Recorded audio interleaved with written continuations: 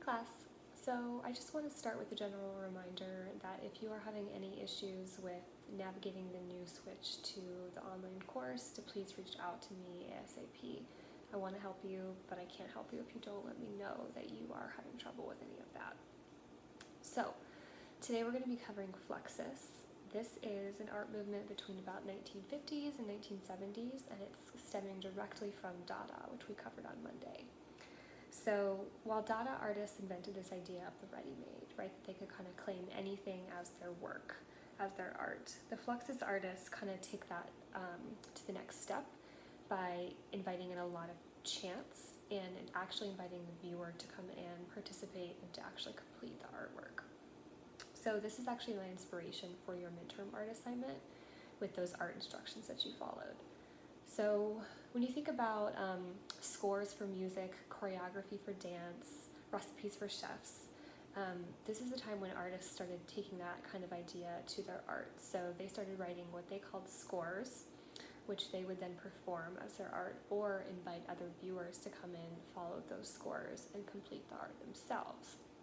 So it's a total democratization of the art process, giving the viewer equal importance as the artist in creating the artwork, okay?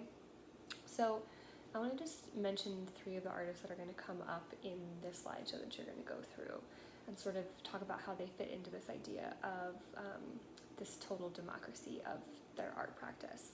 So Yoko Ono, Carolee Schneemann, and Marina Abramovic. And they kind of work on a tier basis, in my opinion. So where Yoko Ono is kind of at the top, she fully embodies this idea of democracy within art.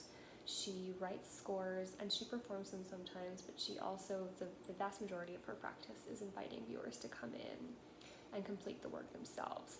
Specifically, she has a book called Grapefruit, which is a whole bunch of different instructions for works of art people can create, and also her most famous work, Cut Piece, which she performs but also has been performed by many people all around the world.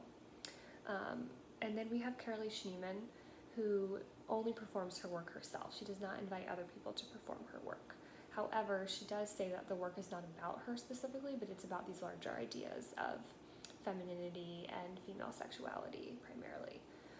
And then we have Marina Abramovic, who only performs her work, does not invite others to perform it, and actually says the work is about her, not about other people, and has actually compared herself to a religion. So all of these 3 artists are highly celebrated, highly important artists.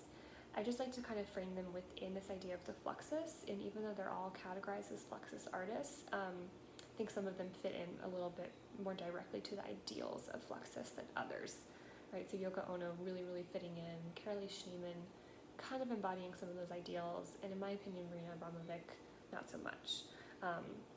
Maybe with the exception of her collaborations with her partner Ule, which you're also going to see in the lecture.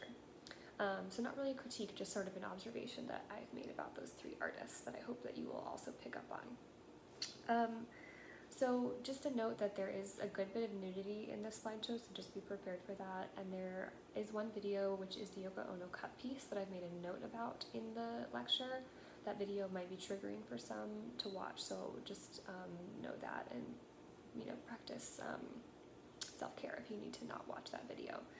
And otherwise, just remember to keep doing the question of the days in your specific group and to keep up with the regular assignments on Canvas.